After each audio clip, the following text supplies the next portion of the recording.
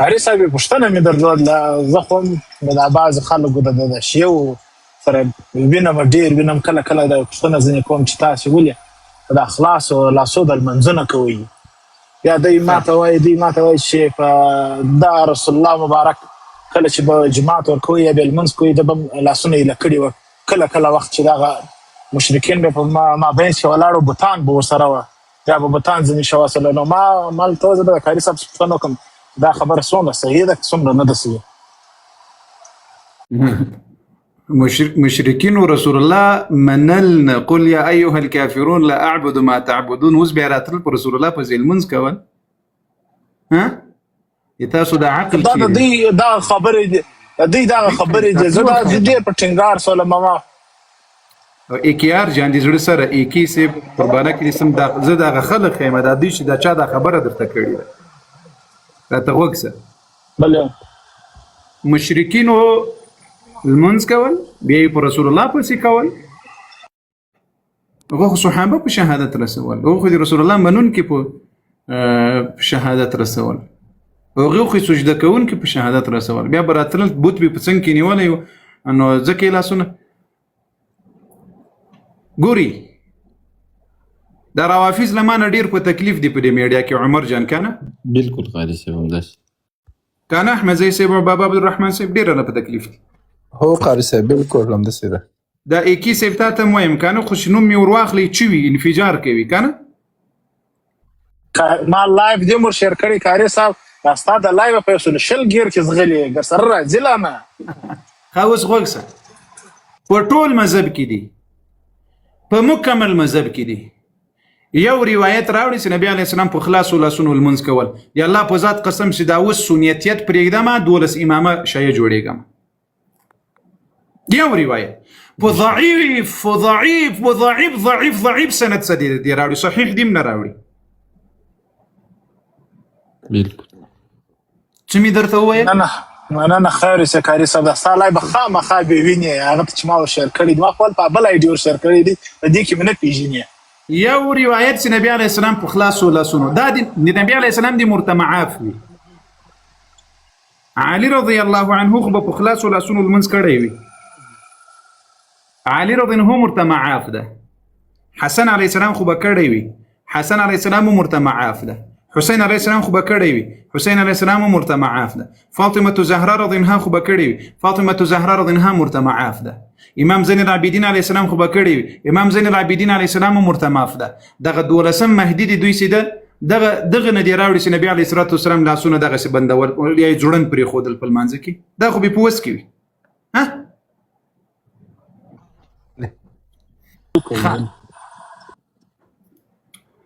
نو د زړه سره مننه کور ودان قاري صاحب، الله دې اجرونه درکړي. پیغمبر علیه الصلاة والسلام په سنن ابو داود الطیالسی کې یو روایت ده، ایکی ارجان ایکی صاحب د زړه سره سبا که مې وخت پیدا کړل زه به د کمپیوټر لیپټاپ تر مخ چالو کړم بیا زه یو روایت درته ښیم. سنن په مسند ابو داود الطیالسی کې یو روایت د پیغمبر علیه الصلاة والسلام وای ټولو انبیاو په لمانځه کې لاس په بل لاس باندې ښودل، دا د ټولو انبیاو سنت الله. بیا دا خو پرېږده په بخاري شریفه کې، په سنن ابي داود کې، په مسلم شریف کې، په ټولو کې دا روایتونه دي چې پیغمبر علیه الصلاة والسلام علي رضی الله عنه بخی لاس په بل لاس ښودل. مو سره روایتونه د مسند امام احمد ابن حنبل کې. نو دوی خو اوس لاسونه جوړن پرېږدي، په څه خاطر یې جوړن پرېږدي؟ ته خو راسه یو روایت، فقط یو روایت ځینې وغواړې چې نبي علیه الصلاة، ګورې داسې نه وي چې دوی سبا یو بل روایت درته راوړي چې فلاني امام ویلی دی. نو موږ خو دا دین له بل چا نه راخلو، رسول الله نه یې راخلو. هغه امام نه دا راته ثابته کړه چې نبي علیه السلام دغسې لمونځ کول، خلاصه سوه خبر. دا خو د تقریبا د ما د 2 کلو هغه سوال داسې په دوی باندې پاته ده، تر اوسه پورې جواب نه ده راغلی. قاري صاحب نشته دوی سره دغه سوالونو جواب نشته دی. فیصل خان مایک د خلاص که څه پوښتنه لري ګرانه؟ السلام علیکم قاری صاحب، څنګه حالې؟ ښه یې؟ وعلیکم السلام. وعلیکم السلام.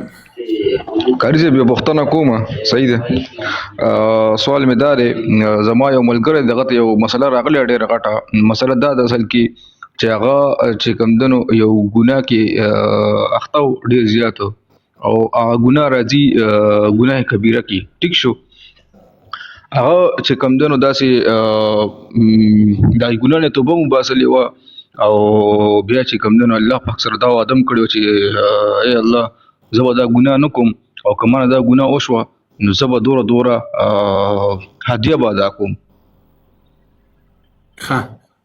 او جی نو هغه نه کاري صاحب هغه ګناه چې کوم دی هغه بیا شوی دی او کاري صاحب زما چې کوم دی پوښتنه صرف دا ده ما ته واپس میسج کړی دی ما سره بیا رابطه نه شي خیر ما دا معلومات کوم خپل هغه لیګاري معلومات کوي انو هغه چې کوم دی نو چې کوم هدیه هغه لکه چې خپل وس نه زیاته یې خیره وس یې هغه عمر نه کیږي نو ما کاري صاحب د دې باره کې څه حکم دی تاسو ما جواب ورکړو نو ډېره مهرباني وي تاسو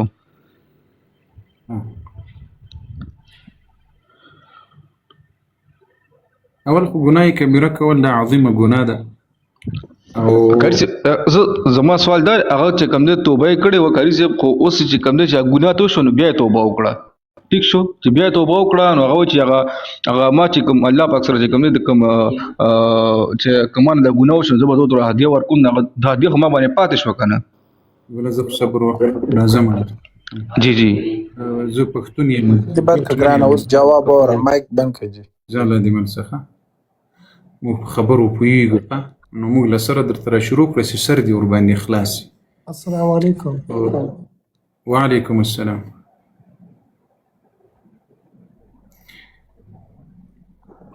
مایک د خلاص کا ګرانه څه پوښتنه لري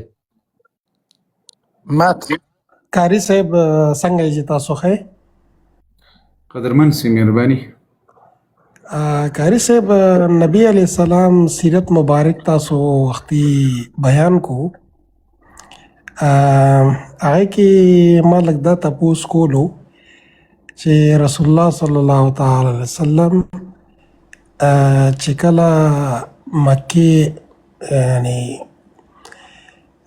کافرانو چې امین او صادق وته وی کنه الله نبوت نمخ کې کنه جی نو آیا زه لکه علمی الفاظ دا استعمالول شم چې رسول الله صلی الله علیه وسلم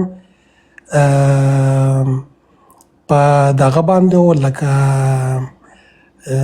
فطرت سلیمه باندې داسې الفاظ زه جوړاول شم چې هغه فطرت سلیمه دومره سلیمه وه کنه او یو دا سوال دی بل سوال دا دی کاری صاحب چې روحانیت دا څه شی دی دا لږ ایکسپلین کې راته اور بل دا بس دغه ماته دا دوه سوال نمبر ته جواب کو ډیر ملګری ناسي مایک دی بند کړي مننه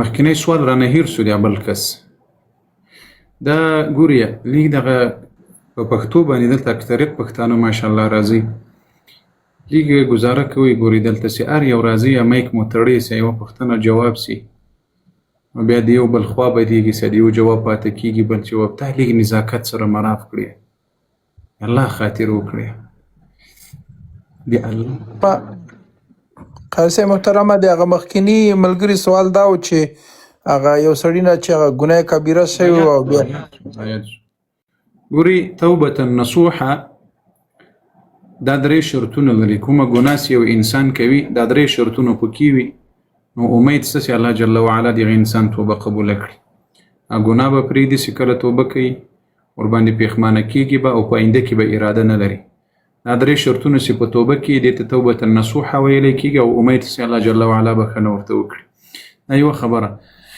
بل خبره دا چې یو څوک توبه وکړي دا درې شرطونه پکې وي اراده یې نیوي په آینده کې او ور باندې پیښمانه یو ګناه پرېږدي خو یو څوک په تیریدا بیا ګناه وکړي بیا دې توبه وکړي بیا الله توبه قبلوي دا دینه دا هغه مخکینی توبه بیم امید چې الله قبول کړي دا اوسنی توبه بیم الله قبول کړي خو خبره دلته دا ده چې په توبه کې درې شرطونه نیوي هغه توبه الله نه قبلوي اوس مثلا یو څوک د ګناه کوي وای توبه مې ده خو زړه کې دا وي چې کوم یو هفته بعد مې بیا زور ور باندې برسي بیا به هم دا کوم دا توبه الله نه قبلوي.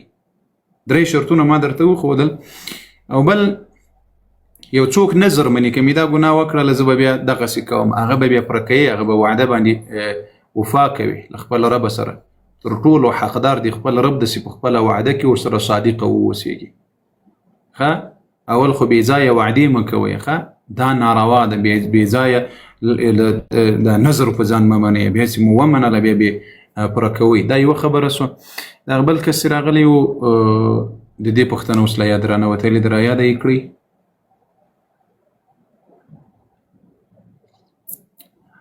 سلام په باره کې ویلي چې هغه ته د پیغمبر علیه الصلاة والسلام هغه په داسې یو سالم فطرت باندې الله پاک پیدا کړی و چې له ده نه بل انسان په دومره سالم فطرت نه و پیدا سوی.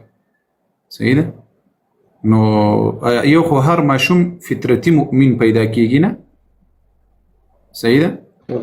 فطرتي مؤمن ویلی کېږي. بیا له بلوغ نه وروسته چې بیا کسبي ایمان شروع کېږي هغه بیا بېله خبره ده. لیکن محمد رسول الله صلی الله علیه وسلم له ټولو انسانانو نه په عظیم سالم فطرت سره الله جل وعلا دی پیدا کړی و.